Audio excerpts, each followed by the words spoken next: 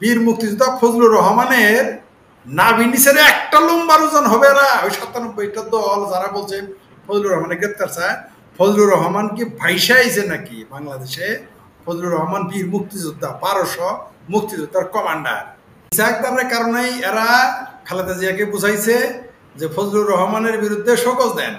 কি বলছে তারা? যে মুক্তিযোদ্ধা যারা আছে এদের সাইড করেন, সেটা রুমিন ফারহানা হোক, সেটা হাবিবুর রহমান হাবিব হোক, সেটা ফজলুর রহমান হোক। আপনি দেখেন আরেকজন আছে হাবিবুর রহমান হাবিব, খালেদা জিয়ার বিএনপির চেয়ারপারসন উপদেষ্টা, তার বিরুদ্ধেও দেখবেন জামাতে এইভাবে লাগছে। আরেকজন আছে দেখবেন আপনার পাপিয়া আক্তার, আওয়ামী লীগের এমপি, তার বিরুদ্ধেও লাগছে। কেন লাগছে? এরা মিনিমাম হলেও বীর মুক্তিযোদ্ধা ফজলুর রহমান তো শুরু থেকেই তিনি মুক্তিযুদ্ধ, বঙ্গবন্ধু, জয় বাংলা স্লোগান, বাংলাদেশের মানচিত্র, বাংলাদেশের পতাকার সাথে তাপস করেন না, করবেনও না। কেন করবেন? তিনি কি মুক্তিযুদ্ধে গিয়েছিলেন এই সমস্ত কেসকি বান্দির পুতেদের সাথে আপোষ করতে? এরা কারা যারা এখানে আসছে কেসকি বান্দির পুত? এরা বীর মুক্তিযোদ্ধা ফজলুর রহমানের বিরুদ্ধে লাগছে। আমি বুঝতে পারি না বিএনপিরা কোনো বিবৃতি কেন দেন, উল্টা তাকে শোকজ দিল। একজন চেয়ারপারসনের উপদেষ্টা, তার বিরুদ্ধে এইভাবে ওই কিছু টোকাই ফোকাই ভাড়াটিয়া শিবিরের, গুপ্ত শিবিরের A team, B team, C team, D team, EFD team, মানে ইএফজিএইচ টিম আসছে। বিএনপিরা কোথায়? সেগুন বাগিচার। আর ওখানে তো পল্টন কত দূরে, বিএনপির অফিস কত দূরে, সেখানে কি বিএনপির লোকজন ছিল না? নাকি বিএনপি মুক্তিযুদ্ধের পক্ষে কথা বলতে মুখে ব্যথা পায়? আমার তখন তাই মনে হচ্ছে। নাকি ভয় পাচ্ছে, ইউনূসকে ভয় পাচ্ছে, পাকিস্তানের প্রেতাত্মা ইউনূসকে ভয় পাচ্ছে। তারা ভয় পাবে কেন? কেন ভয় পাবে? তারা না বলে তারা স্বাধীনতার ঘোষকের দল, তারা ভয় পাবে কেন? এই দেশ নাকি বঙ্গবন্ধু না জিয়ার ঘোষণাতেই স্বাধীন হয়ে গেছে। জিয়ার ঘোষণাতে স্বাধীন হয়ে গেছে যারা বলে, এখন তারা মাঠে নামে না কেন? ওই ৫-৭টা টোকায় যারা এই শিবিরের সি টিমে এসে পয়সা আছে, এখন পল্টন ময়দান থেকে ওইখানে আসতে লাগবে ৫ মিনিট, আসে না কেন? ঘটনাটা কি আমি বুঝতে পারি না। বিএনপি কি আসলে মুক্তিযুদ্ধের পক্ষের দল? আমরা তো বিশ্বাস করতে চাই, কিন্তু তাদের কার্যক্রমে তো আমরা বিশ্বাস করি। ওই ২ ইউটিউবার বাবার ক্ষমতা হবে বীর মুক্তিযোদ্ধা ফজলুর রহমান একটা লম্বার টাচ করে দেখুক। আমি শেখপুরে চ্যালেঞ্জ করলাম, বীর মুক্তিযোদ্ধা ফজলুর রহমান ময়মনসিংহ মানুষ, আমি ময়মনসিংহ মানুষ, ওর বাবার ক্ষমতা থাকে ওই ২ ইউটিউবার বাংলাদেশ আসুক। আর কোন জামাতের নেতা বলছে ফজলুর রহমানকে জবাই করবে? জামাতিরা শুনে রাখো, বীর মুক্তিযোদ্ধা ফজলুর রহমানের একটা লম্বা যদি তোমরা তুলোটাই না, একটা লম্বা জবাই করবা, মেরে ফেলবা, এগুলো যারা হুমকি দিতেছ, বীর মুক্তিযোদ্ধা ফজলুর রহমানের একটা লম্বা সোজা করে তোর বাবার ক্ষমতা থাকলে ময়মনসিংহ বিভাগে আয়, ফজলুর রহমানকে টাচ করে দেখবে তোরা। আমরাও দেখবো, আমরাও ময়মনসিংহ মানুষ, তোরা দেখবো। আমরা বৃহত্তর ময়মনসিংহের যারা, সারা বাংলাদেশে লাগবে না, সারা বাংলাদেশের বীর মুক্তিযোদ্ধা ফজলুর রহমানের পক্ষে লোক লাগবে না। তোর বাবার ক্ষমতা থাকে। আমি শেখপুরিতে যাবো বিদেশে, আমিও বিদেশ থেকে আসতে চাই। চ্যালেঞ্জ দিলাম। ওই ২ ইউটিউবার কথা বললো, কারণ আমরা নাম নিলাম না ওদের, এই বদমাইশদের, এই 2 পাকি দালালদের নাম নিলাম না, যারা ফজলুর রহমানকে হুমকি দিয়েছো বিদেশ থেকে। আসো, আমরা রক্ষা করতে যাব। তোমরা পারো। ফজলুর রহমান কি করে? বৃহত্তর ময়মনসিংহের মাটিতে পাড়া দে বেটা, যারা বীর মুক্তিযোদ্ধা ফজলুর রহমানকে গায়ে দিতে চাস, তারা জবাই করো তো দূরের কথা, বীর মুক্তিযোদ্ধা ফজলুর রহমানকে হত্যা করা তো দূরের কথা। ময়মনসিংহ বিভাগে আয়, খালি পা রাখ, তোদের পা থাকে কিনা দেখ, নামতে পারস কিনা। ওই যারা হুমকি দিচ্ছে তাদের ময়মনসিংহ নামতে বলেন, ময়মনসিংহ বিভাগে নামতে বলেন, শুধু ময়মনসিংহ স্টেশনে, কিশোরগঞ্জ যেতে হবে না। বাংলাদেশের যারা ময়মনসিংহ বিভাগের মুক্তিযোদ্ধার সন্তান আছে, মুক্তিযুদ্ধের পক্ষের মানুষ, তাদের হাত পা রেখে দিবে, ফিরে আসতে পারস কিনা দেখ। ট্যাঙ্ক নিয়ে বীর মুক্তিযোদ্ধা ফজলুর রহমানের আমি চ্যালেঞ্জ ছুড়ে দিলাম। আমি শেখপুরে চ্যালেঞ্জ করলাম ময়মনসিংহের সন্তান হিসেবে, বৃহত্তর ময়মনসিংহের সন্তান হিসেবে চ্যালেঞ্জ করলাম, কোনো বীর মুক্তিযোদ্ধার গায়ে হাত দিবি বেটা ইউটিউবাররা, আমরা বসে থাকবো বে? আমরা ময়মনসিংহের লোক বসে থাকবো? তুমি মুক্তিযোদ্ধার গায়ে হাত দিবা? আসো, তোমার বাবার ক্ষমতা থাকে, আসো ইউরোপ থেকে, আসো আমেরিকা থেকে। মুরত থাকলে খালি ঢাকার নাইমা ময়মনসিংহের ট্রেনে উঠবে, ময়মনসিংহের বাসে উঠবে, ময়মনসিংহের সীমান্তে, ময়মনসিংহ বিভাগে তোরা পা রাখতে পারিস কিনা? জনাব শেখপুরিতে একটা প্রশ্ন আপনার কাছে, সেটা হলো, আজকে যদি এই বীর মুক্তিযোদ্ধা ফজলুর রহমানরা যদি জীবনের মায়া ত্যাগ না করে দেশকে স্বাধীন না করতো, তাহলে এই দেশ স্বাধীন হতো না। তো আপনিও তো রাজাকারের দলে যোগ দিয়ে টাকা পয়সা কামাইতে পারতেন, আপনি তো বিবেকের তাড়নায় যাচ্ছেন না। তাহলে আজকে যারা এই দলে যুক্ত হয়েছে, রাজাকারের সন্তানেরা, তাদের কি সামান্যতম বিবেক কাজ করে না যে যার জন্য দেশ পেয়েছি তাকেই মেরে ফেলতে চাই? এক উদ্ভট দেশ। শুনেন, এই বীর মুক্তিযোদ্ধা ফজলুর রহমানেরা যদি দেশ স্বাধীন না করতো, ওই পাসপোর্ট পাইতো যে দুই ইউটিউবার ফাল পারে, একটা ইউরোপ একটা আমেরিকা থেকে চাপ রাশি হইতো পাঞ্জাবিদের, চাপ রাশি হইতো, গোলাম হইতো, ওর বাপ হইতো পাঞ্জাবিদের চাপ রাশি, ও জুতা মুস্ত পাঞ্জাবিদের। ওর বড় বড় কথা বলে না, এই মুক্তিযোদ্ধারা আছে বলে ওদের গাল তেল তেলা হয়েছে, একটা পাসপোর্ট পাইছে। আবার কথা বললে না, যারে দিয়ে চিন্নি খাও মৌলবী তুমি, তারে চিনো না। বড় বড় গল্প, বীর মুক্তিযোদ্ধা ফজলুর রহমান ভাইসা আইছে নাকি ওদের মতো আপোষ কামিল, তার গায়ে হাত, তারা বলছে না আমরাও দেখতে চাই। আমি বললাম তো তারা আসুক, তারা ময়মনসিংহ বিভাগে আসুক, ফজলুর রহমানের কিছু বলার ক্ষমতা তারা রাখেন। আমরা বসে থাকবো ময়মনসিংহের লোকেরা, আমরা বসে থাকবো, আওয়ামী লীগ লাগবে না, ময়মনসিংহের লোকেরা রক্ষা করবে বীর মুক্তিযোদ্ধা। আওয়ামী লীগ বিএনপি তো বড় প্রশ্ন নয় এখন, মুক্তিযোদ্ধা বীর মুক্তিযোদ্ধা ফজলুর রহমানের প্রশ্নে আমরা কোনো দল বুঝি না। সেক্ষেত্রে যদি আওয়ামী লীগ হয় সেটাও পরিত্যাজ্য, বিএনপি হলো পরিত্যাজ্য। মুক্তিযোদ্ধা মুক্তিযোদ্ধাই, বীর নিঃসন্দেহে তার ব্যাপারে কোনো আপোষ চলে না। শুনেন, যদি ফজলুর রহমান, বীর মুক্তিযোদ্ধা ফজলুর রহমানকে বিএনপি তার দলীয় কারণে শুধুমাত্র শোকজ করতো, আমরা কথাই বলতাম না, কারণ এটা তাদের দলীয় ব্যাপার। কিন্তু প্রশ্নটা তো শুধুমাত্র বীর মুক্তিযোদ্ধার সাথে প্রশ্ন না। প্রশ্নটা কোথায়? প্রশ্নটা হচ্ছে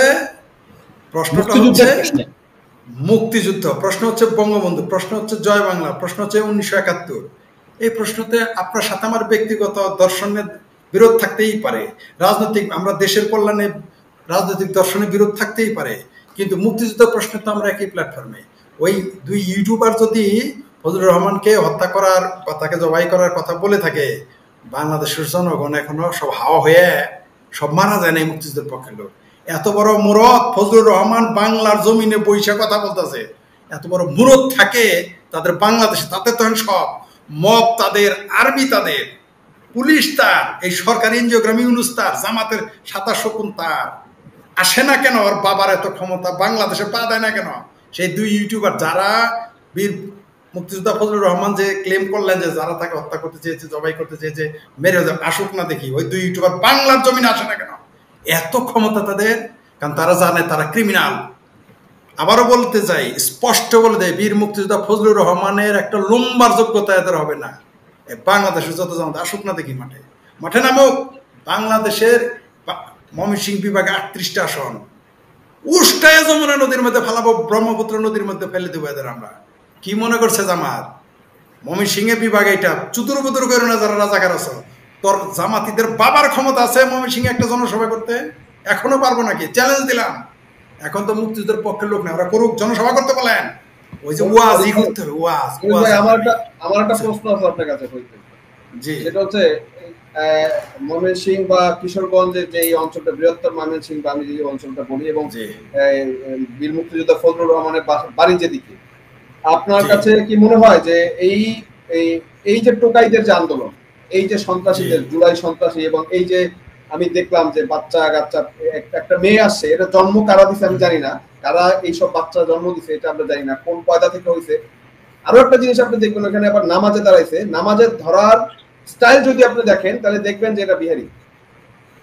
হ্যাঁ, এরা তো বিহারি, এরা তো শুনেন, তৃতীয় খলিফা হযরত ওসমানকে যখন হত্যা করে, এই সমস্ত বদমাইশগুলো তো নামাজ পড়ে পড়ে যায়, তারা মারছে না। আমার বৃহত্তর কিশোরগঞ্জ, ময়মনসিংহ, নেত্রকোনার মানুষজন এই রক্ষার জন্য, এই সন্ত্রাসীদের বিরুদ্ধে শেরপুর, এই অঞ্চলের মানুষ কি এই সন্ত্রাসীদের প্রতিরোধ করার জন্য ঢাকা মার্চের কোনো ডাক দিবে নাকি, বা এরকম প্রয়োজনে এসে তাদের? ফজলুর রহমান বীর মুক্তিযোদ্ধা ফজলুর রহমান শুধু মুখ দেখবার বলো, কালকে দেখবেন হাজার হাজার লোক চলে আসবে। কি বলেন ভাই আপনি?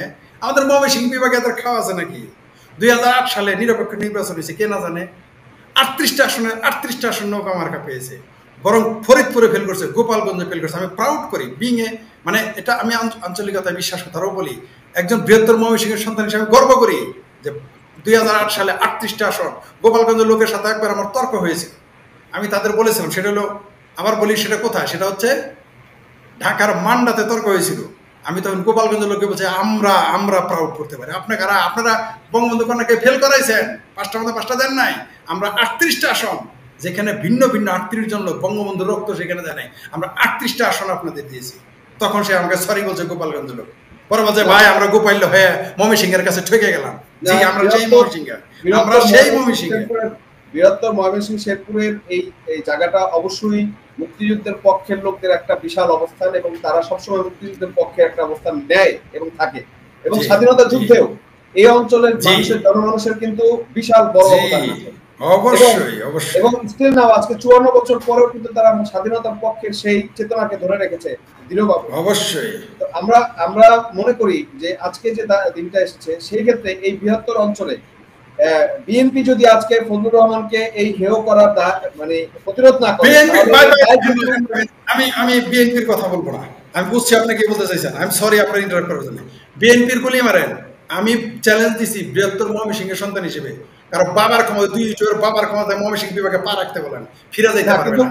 কিন্তু ফরিদ ভাই আজকে তো একটা প্রশ্ন এসে দাঁড়িয়েছে এখানে, যেখানে বিএনপি শোকজ দেওয়ার পরে এরা লাভ দিয়ে মাথায় নামছে। এতদিন অনেকে ফেসবুকে ওনার বিরুদ্ধে অনেক কথা লেখার চেষ্টা করেছে, কিন্তু ওনার বাড়ির সামনে যাওয়ার সাহস পায় না। আজকে বিএনপির কারণে তারা সাহস পেল কোথায় এখানে বাড়ির সামনে আসতে। আজকে বিএনপি এই দায়ভার কি এড়াতে পারবে যে সে মুক্তিযুদ্ধের পক্ষে? কোন অবস্থাতে, আমি তো বললাম পল্টন থেকে সেগুনবাগিচায় বিএনপির কর্মীকে আসতে 5 মিনিটও লাগবে না। তারা একটা ডাক দিল, ওইখানে 5000 লোক হাজির হবে, তারা আসে না। এই দায়ভার তো বিএনপিকে, ছাত্র দলকে, যুব দলকে, কৃষক দলকে নিতে হবে। লোক মুক্তিযুদ্ধের পক্ষের মানুষ মুক্তিযুদ্ধের পক্ষে কথা বলবে না, কি পাকিস্তানের পক্ষে কথা বলবে, গোলাম আজমের পক্ষে কথা বলবে? আসলে বিএনপির ভিতরে, আওয়ামী লীগের ভিতরে যেমন সাইদি লীগ আছে, আল্লাহ জাহারি লীগ আছে, এই বিএনপির ভিতরে তার চেয়ে বেশি আছে হলো জাতীয়তাবাদী জামাতি দল। এরাই বীর মুক্তিযোদ্ধা ফজলুর রহমানের বিরুদ্ধে কথা বলে, এরাই হাবিবুর রহমান হাবিবের বিরুদ্ধে। আমার কাছে একটা প্রশ্ন ফরিদ ভাই আসছে, সেটা হলো এখানে এরকম কি ঘটনা হয়েছে যে বিএনপি ক্ষমতার জন্য এতটাই অন্ধ হয়ে গেছে যে একজন মুক্তিযোদ্ধা, বীর মুক্তিযোদ্ধা এবং যে চেয়ারপারসনের একজন উপদেষ্টা, এরকম পর্যায়ের একটা নেতাকে হেয় করছে এবং সেখানে তারা প্রতিরোধ করছে না, সেখানে তারা রুখে দাঁড়াচ্ছে না। তার মানে ক্ষমতার জন্য কি তারা এত অন্ধ হয়ে গেছে যে 71-কে অপমানিত হচ্ছে তার চোখে লাগতেছে না? এই বিষয়ে আজকে বীর মুক্তিযোদ্ধা সাংবাদিক এম এ আজিজ একটা গুরুত্বপূর্ণ কথা বলেছে, আমরা সেটা আবার দর্শকদের একটু শুনি। এখনো অনেক মুক্তিযোদ্ধা বেঁচে আছে, সুতরাং এটা কিন্তু বিনা চ্যালেঞ্জে যাবে না। মুক্তিযোদ্ধারা যাবে কোথায়? মুক্তিযোদ্ধা কি জামাত ইসলামে জয়েন করবে? বলে দিতে হবে বিএনপিকে। মুক্তিযোদ্ধারা যাবে কোথায়? মুক্তিযোদ্ধারা তো মুক্তিযোদ্ধার কাছেই আশ্রয় নেবে, মুক্তিযোদ্ধা তো রাজাকারদের কাছে আশ্রয় নেবে না। এটা কিন্তু মাথায় রাখতে হবে। সরকার কি আপনার স্বাধীনতা বিরোধী শক্তিকে পৃষ্ঠপোষকতা দিবে? মুক্তিযোদ্ধাদের দিবে না। আমার কথা হচ্ছে অপরাধ করে থাকলে তার বিচার করেন। সরকার কি রাজাকারদেরকে পৃষ্ঠপোষকতা করবে নাকি মুক্তিযুদ্ধ? তাই তো দিচ্ছে এই ইউনুস আর ওয়াকার রাজাকারদের পাহারাদার। এটা তো সত্য। এই ইউনুস আর ওয়াকার রাজাকারদের পাহারাদার, বারবার আমরা প্রমাণ দেখতে পাচ্ছি। আর মুক্তিযুদ্ধ তো মুক্তিযুদ্ধের পক্ষে কথা হলো। আর উনি যে বললেন উনি যদি ভুল করে থাকেন, না কি ভুল করেছে, আমি আরো স্পষ্ট করে, ফজলুর রহমান বীর মুক্তিযোদ্ধা ফজলুর রহমানের অপরাধটা কি? তার কি অপরাধ? মুক্তিযুদ্ধের কথা বাংলাদেশে বলবে না, কি পাকিস্তান লাহোরকে বলবে? বীর মুক্তিযোদ্ধা ফজলুর রহমান বাংলাদেশে মুক্তিযুদ্ধের কথা বলবে না, কি ওই করাচিতে গিয়ে বলবে? তিনি ঢাকায় বসে এই কথা বলবে না, তো কি লাহোর যায় বলবে? ভাই সেটা কি? আমি শেখ প্রতি স্পষ্ট করে বলে দিলাম, এত উজানো ভালো না, এত উজায় না বাতি যারা ওই ইউনুসের কাতে, ইউনুসের আসকারাতে আর ওই ওয়াকার আসকারাতে এত ফাল পাইরো না, এত ফালাফালি কইরো না। তোমরা বীর মুক্তিযোদ্ধা ফজলুর রহমানকে নিয়ে তাল বাহানা করবা, যা মনে চায় তাই বলবা, আর আমরা বসে থাকবো। তাহলে তাদের ভাষাতেই বলি, এক ফজু পাগলার ঠেলাতেই তো তোমরা বাংলাদেশে থাকতে পারবে না। আর এই ফজু পাগলার বহু মুরিদ আছে এই বাংলাদেশে। ফজু পাগলা বলো, ফজু পাগলা ঠেলাই তো কুলাইতে পারবে না। আর্মি সরাও, যদি এখন সেনাবাহিনী মাঠে না থাকতো, এগুলোর সঠাইয়া উষ্টাইয়া ওই যে মানে ইয়েতে ঢাকাতে বুড়িগঙ্গা নদীতে ফেলাই দিতে হতো। যদি এখন আর্মি না থাকতো, ফজু পাগলা কও, হ্যাঁ এই ফজু পাগলা ছিল বলে তোমার মাও ধর্ষণ হয় নাই, তোমার বাপ বিহারির বাচ্চা হয় নাই। এই ফজু পাগলা ছিল বলে, তোমার জন্ম হয়েছে। ফজলু পাগলা না থাকলে তোমার জন্ম হতো না। ফজু পাগলা না থাকলে বিহারিরা তোমার মায়ের হাঙ্গা করতো। এটা জানে এরা, ওই যে বিহারি করুণের মধ্যে যেগুলা থাকে ওদের সাফরা সেইটা লম্বা লম্বা কথা বলো, আর বলো সই ফজু পাগলা গেল কই। শোনো, আমরাও বলবো যে ওয়াকা সই সই সই সই ওয়াকারিনু যাইতে দাও, তারপরে দেখবো জামাতি হেফাজতিরা থাকে কই।